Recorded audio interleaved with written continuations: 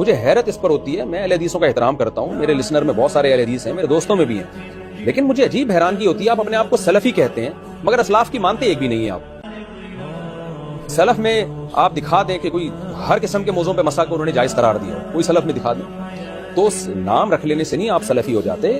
آپ اسلاف کو حقیقی معنی میں فالو کریں کہ قرآن و حدیث کی وہ تشریح کریں جو اسلاف میں آپ دکھا دیں کہ کوئی ہر قسم کے موضوع پہ مسا کو انہوں نے جائز قرار دیا, کوئی سلف میں دکھا دیں, تو نام رکھ لینے سے نہیں آپ سلفی ہو جاتے. میں ایک حوالہ میرے پاس بھی شیخ میں اس کو پیش کر دیتا ہوں. یہ جو ہے شیخ احمد شاکر نے جو جمال الدین قاسمی صاحب کی کتاب ہے المسح علی الجوربین, اس میں انہوں نے یہ دولابی کا یہ روایت نقل کی ہے کہ دولابی کہتے ہیں الکنا والاسماء میں صفحہ جلد نمبر 1 صفحہ 181, وہ حضرت انس کی روایت لے کر کے ہیں, آپ اس کو دیکھ سکتے ہیں کہ ارزق بن قیس کہتے ہیں رأیت انس بن مالک احدث فغسل وجهه ويديه, کہ میں نے دیکھا انس بن مالک کو کہ وہ ناپاک ہوئے تو انہوں نے اپنا چہرہ دھویا, دونوں ہاتھ دھوئے, ومسح علی الجوربین من صوف, یہاں پہ باقاعدہ الفاظ ہیں اس کے. پہلی بات تو یہ کہ انہوں نے مسح کیا صوف یعنی جو اون کا موزہ ہوتا ہے اس پر مسح کیا. یہ تو اسے جوربین کی بہت ساری روایتیں موجود ہیں, لیکن یہ خاص روایت ہے جس میں باقاعدہ اون کا ذکر بھی آ گیا کہ انہوں نے اون والے موزے پر مسح کیا. یہ تو بات ہی ہے, اور جوربین سے بہت ساری روایتیں. فقلت اتمسح علیہما, تو میں نے ان سے پوچھا کہ کیا آپ یہ اون کے موضوع پر مسح کر رہے ہیں؟ فقال انہما خفان ولکنہما من صوف. اصل استدلال اس بات سے ہے کہ صحابہ کرام یہ جو بعد میں لوگوں نے تفریق کی ہے خف کی اور جورب کی, کہ خف جو ہے وہ جو چمڑی کا موزہ ہے اس کو کہا جائے گا, اور جورب جو ہے وہ صوف اور اون اور کے موزے کو کہا جائے گا. حضرت انس فرما رہے ہیں کہ یہ جو اون کا موزہ ہوتا ہے یہ بھی خف ہے, یعنی اللہ کے نبی صلی اللہ علیہ وسلم نے حدیثوں میں جو اجازت دی ہے خفین پر مسح کی, تو خف میں جورب بھی شامل ہے. تو انہوں نے فرمایا انہما خفانی انہما خفانی, یہ جو اون کے موزے ہیں یہ بھی اصل میں خف ہیں, یعنی یہ بھی انہی موزوں میں شامل ہیں جن کے لیے نظر دی. ولکنہما من صوف, لیکن یہ سب کے سب کیا ہیں, اون سے بنے. شیخ احمد شاکر کہتے ہیں ہاں سا اسناد صحیح, یہ اسناد جو ہے نا صحیح ہے. تو یہ صحیح سند کے ساتھ حضرت انس ابن مالک سے مروی ہے, بلکہ صرف حضرت انس ابن مالک ہی سے نہیں, یہ بات تو حضرت امام ابو حنیفہ سے بھی ثابت ہے کہ انہوں نے جورب پر مسح کیا ہے. امام ترمذی نے, یعنی یہ عجیب بات ہے کہ احناف جو ہے اس پر اعتراض کرتے ہیں, امام ترمذی باقاعدہ حدیث میں کر کے آئے, سنن ترمذی کی وہ روایت موجود ہے. یہ دیکھیے میں اس کو شیئر کرتا ہوں اسکرین پر. یہ فرما رہے ہیں قال یعنی ابو عیسانی امام ترمذی فرماتے ہیں سمعت ابا مقاتل السمرقندی, کہتے ہیں صالح بن محمد ترمذی سے میں نے سنا ہے, وہ کہتے ہیں کہ میں نے ابو مقاتل السمرقندی سے سنا ہے, دخلت علی ابی حنیفہ فی مرضه الذی مات فی, یہ سنن ترمذی کے الفاظ ہیں کہ میں حضرت امام ابو حنیفہ کے پاس داخل ہوا اس مرض میں جن میں ان کی وفات ہوئی تھی. فدعا بماء فتوضا, تو انہوں نے پانی منگایا اور وضو کیا. وعلیہ جوربانی فمسح علیہما, اور ان کے پاس ان کے پیروں میں 2 موزے تھے. تو جورب جو ہے وہ اون کے موزوں کو کہا جاتا ہے. خف عام طور پہ لوگ کہتے ہیں کہ خف تو چمڑے کے موزوں کو کہا جاتا ہے, تو یہاں پہ باقاعدہ جورب کے الفاظ ہیں.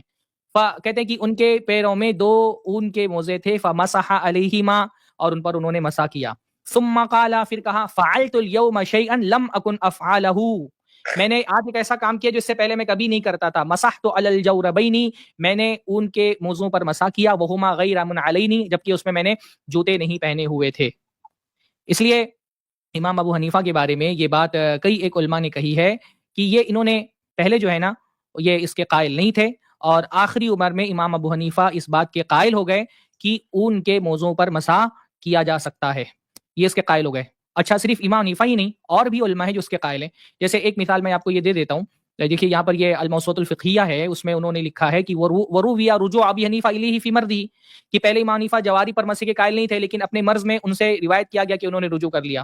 باقی یہ جو اب جب یہ حدیث ثابت ہو گئی کہ ان کے موضوع پر مسح کیا جا سکتا ہے, عمومی طور پہ خف کو بھی جو ہے نا وہ جورب میں شامل کیا گیا ہے, تو ہم کو الگ سے کوئی دلیل دینے کی ضرورت نہیں ہے. لیکن بہت سارے لوگ حجت کے طور پہ کہتے ہیں کہ یہ جو اون کے موزے تھے یہ موٹے تھے, پتلے موزے کا ذکر دکھاؤ سلف کے یہاں پر.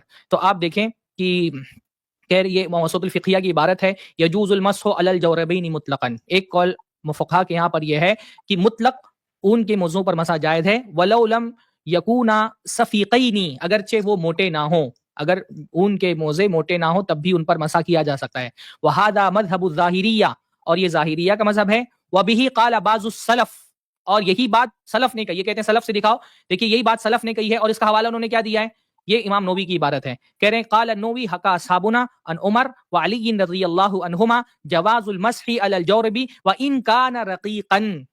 امام نووی کہتے ہیں کہ آخا اصحابنا، ہمارے جو اصحاب ہیں، انہوں نے اس بات کو حکایت کیا ہے حضرت عمر سے بھی، حضرت علی سے بھی، جواز المسح علی الجورب، کہ اون کے موزے پر مسح کیا جا سکتا ہے، وان کان رقیقا، اگرچہ وہ پتلے ہی کیوں نہ ہو. یہ صاف صاف امام نووی کی عبارت ہے، اور وہ یہ بتا رہے کہ حضرت علی سے، حضرت عمر سے ثابت ہے پتلے اون کے موضوع پر مسح کرنا. اور یہ المجموع کی عبارت ہے، المجموع کی عبارت یہ موجود ہے. تو یہ تو صحابہ کرام سے بھی ثابت ہے، امام نووی خود فرما رہے ہیں کہ صحابہ کرام سے یہ بات ثابت ہے. تو لہٰذا ہم تو یہ کہتے ہیں صحابہ سے یہ عمومی حدیثیں بھی ہے جورب کی بہت ساری، جیسا کہ شیخ نے بتایا، کیونکہ ابھی اس موضوع پر اگر ہم گفتگو کرنے بیٹھیں تو یہ پورا ایک جو ہے نا ایک الگ سے ہم کو سیریز لینی پڑے گی. بلکہ ہم یہ کہتے ہیں کہ جورب سے متعلق، ان کے موضوع سے متعلق جو اتنی ساری جو ہے حدیثیں ثابت ہیں، ان کے مقابلے میں جو یہ ہمارے حنفی بھائی بار بار شرطیں لگاتے ہیں اور یہ کہتے ہیں کہ نہیں موضوع پر مسح کے لیے یہ شرطیں ہونا چاہیے. جیسے آپ دیکھیں کہ یہ بنوری ٹائم جو ان کا بہت مشہور ادارہ ہے الجامعۃ الاسلامیہ، اس کے فتووں میں سے فتویٰ موجود ہے. وہ کہتے ہیں کہ ایسے جرابیں ان میں 3 شرطیں پائی جانی چاہیے، یعنی اسی طرح ایسی جرابیں جن میں 3 شرطیں پائی جائیں ان پر مسح کرنا جائز ہے. اب یہ شرطیں کیا لگاتے ہیں؟ ایسے گاڑھے موزے ہونے چاہیے کہ ان میں پانی نہ چھنے. دیکھیے ایک طرف ہم کو صحابہ سے، بہت سارے سلف سے یہ ملتا ہے کہ وہ ان کے موضوع پر مسح کرتے تھے، ان کے موضوع میں کیا پانی نہیں چھنتا ہے. ہم کہتے ہیں جیسے یہ مفتی طارق مسعود صاحب جو ہے وہ ہم سے مطالبہ کر رہے ہیں، ہم ان سے مطالبہ کہتے ہیں آپ سلف میں سے کوئی ایک آدمی دکھائیے جنہوں نے یہ 3 شرطیں لگائی ہوں. آپ کہتے ہیں موضوع پر مسح کرنے کے لیے 3 شرطیں، ان 3 شرطوں کی کیا دلیل ہے؟ کہتے ہیں ایسے گاڑھے یعنی موٹے موزے ہونے چاہیے کہ ان میں پانی نہ چھنے. دوسرا، اتنے مضبوط ہوں کہ بغیر جوتوں کے بھی ان میں 3 میل پیدل چلنا ممکن ہو. یہ احناف کا عجیب سا مسئلہ ہے، یعنی کہہ رہے ہیں کہ 3 میل چلنا ممکن ہو تبھی آپ ایسے موضوع پر مسح کر سکتے ہیں. ابھی آپ بتائیے کیا موزہ پہننے کے بعد انسان اس کو 3 میل چل کر کے دیکھے گا کہ 3 میل ان پہ چلنا ممکن ہے کہ نہیں ممکن ہے؟ یہ بالکل غیر ضروری قسم کی شرط ہے جو ہم کو خود جو ہے وہ کہیں پر بھی صحابہ کرام میں اور کہیں پر بھی نہیں ملتی ہیں. اسی طرح سے تو یہ ہم یہ پوچھتے ہیں کہ آپ کہہ رہے ہیں کہ سلف سے دکھائیے موضوع پر مسح، تو ہم نے تو سلف سے دکھا دیا موضوع پر مسح. اب ہم یہی سوال آپ سے کرتے ہیں کہ آپ دکھائیے کہ سلف میں سے کس نے یہ 3 شرطیں لگائی ہیں. تیسری شرط یہ کہ کسی چیز سے باندھے بغیر اپنی موٹائی اور سختی کی جیسے پنڈلی پر خود قائم رہ سکے، اور یہ کھڑا رہنا کپڑے کی تنگی اور چستی کی وجہ سے نہ ہو. یہ جو 3 شرطیں آپ نے لگائی ہیں، آپ سلف میں سے کوئی ایک صحابی کو دکھائیے کہ جنہوں نے یہ 3 شرطیں لگائی ہوئی ہوں. بہرحال یہ تو سلف کی بات کرتے ہیں، سلف ان کو ضرورت کے وقت یاد آتے ہیں، ورنہ جیسا کہ